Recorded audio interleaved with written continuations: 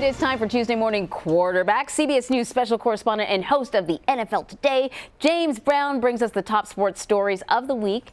Thank you for joining us. So clearly, Vlad said, let me just leave this segment with the sports knowledge-able Anne-Marie. Oh, yeah, that's what it is. I call you my cheat sheet. I mean, you're not quite small enough for me to fit in a pocket. No, I've never been accused of that. But I will take what you say, and then I will repeat it later on, yes, and people ma'am. think I know what I'm talking about. Which is exactly what happens every Monday morning with folks who watch the games over the weekend. Right. Come back Monday at the water cooler, and folks say they're experts. So, yeah, there you go. Fake it till you make it is what I say. So let us start with the playoffs. And it looks like, it's sort of shaping up. We're starting to see the teams that are kind of emerging as the leaders here, right? What do you like? And as we go into the postseason right now, there are two conferences, the AFC and the NFC. One position remaining on each conference, for playoffs, a playoff berth. The seeding will be decided as we get into the weekend, but the more important thing is there's only one spot on each side of the conference right now remaining, and we go down to week 17, which is what the league wanted. It is designed to parity in the NFL to make certain that the majority of the teams can stay in the hunt to maintain the fan base and interest throughout the league. It totally makes sense. Absolutely. There are a couple of teams that have been kind of disappointing, though. The Browns and the Cowboys. No question about it. You know what, Anne-Marie, coming into the season, there was so much hype surrounding Cleveland, which, quite frankly, we were selfishly excited about because we're covering the AFC side of the house. But they just didn't make it. I guess the big point, the big picture here is that talent alone doesn't win it. You've got high-profile wide receivers like Odell Beckham Jr., Jarvis Landry. You've got a Heisman-winning trophy quarterback in Baker Mayfield, who has actually regressed, and a first-year coach. That mixture just didn't work because the real litmus test is how you handle difficulty throughout the season. They didn't handle it very well. The Cowboys, heavens, talk about a collection of talent. Everybody acknowledges the extreme talent that's on that team.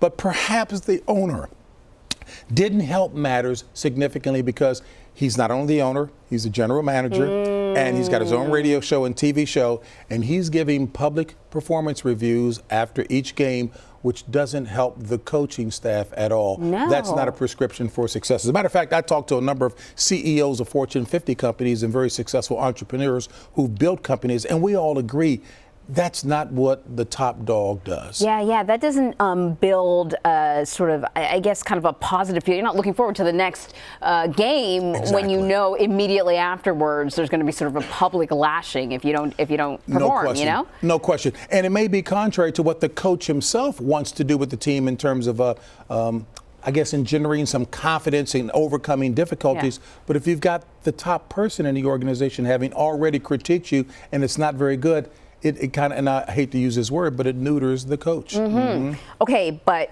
you said there are 4 more positions, or 4 more spots available. Yep, 2 more remaining. I'm going to use the wrong terminology, I know all it. Good. So who do you like? What storylines do you like? Well, storylines, you look at the Baltimore Ravens, they are the superb team of the NFL. Lamar Jackson, the MVP, pretty much for certain has been sensational. Yeah. He's thrown for 36 touchdowns, a league high. He's run for a league record 1,200 rushing yards. He's thrown minimal interceptions. The guy is just phenomenal, and he's been contagious in that he's infected the rest of the team. And you talked about relationships. And everybody's playing above their heads because of him. Yeah. The New England Patriots, people were saying this is a year to take them. Check this out, Anne-Marie. For the 11th consecutive year, they've won the AFC East. Their record is 12-3. Yeah. No, they're not dominating teams. They've got 6 Super Bowl rings. Tom Brady, the quarterback there. You know what? And their coach, Bill Belichick, is certainly the master chess player in the NFL. And That's he's tweaked that To team. use. Absolutely. Chess player for sure. Yeah. And the New Orleans Saints, I got to get them in there because, in fact, last year when it looked as if they were marching to the Super Bowl, an egregious non-call that would have gotten them to the conference championship game, kept them from going to the Super Bowl. As a matter of fact, fans in New Orleans didn't even watch the Super Bowl last year because they were that upset. And as opposed to having a hangover for that non-call, they are back on pace. Their quarterback, who's a Hall of Famer to be, has set the career touchdown mark, breaking Peyton Manning's. Look here, they're looking to do it the right way. Come back and knock them alive. All right.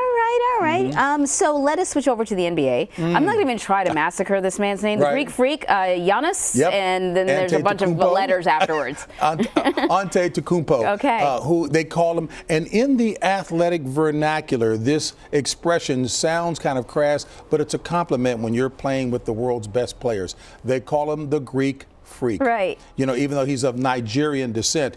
And each year he has gotten better. He is must-watch TV. As a matter of fact, he'll be on tomorrow, Christmas Day, taking on the Philadelphia 76ers. The guy is just remarkable. And what I like the most about him, he's a good kid. Some of the established ex-NBA players are saying, hey, look, let's not give him too much credit right now. No, let's give him credit right now because he's improved each of the last 4 years in the league. He is absolutely, Kobe Bryant said he's the best right now, and he's only scratched the surface. How old is he? Close. Do we know? He's about 25, 26 years of age. He and he is just phenomenal. He's nearly 7 feet tall, but he plays like a guard who's at 6 feet, 6'3".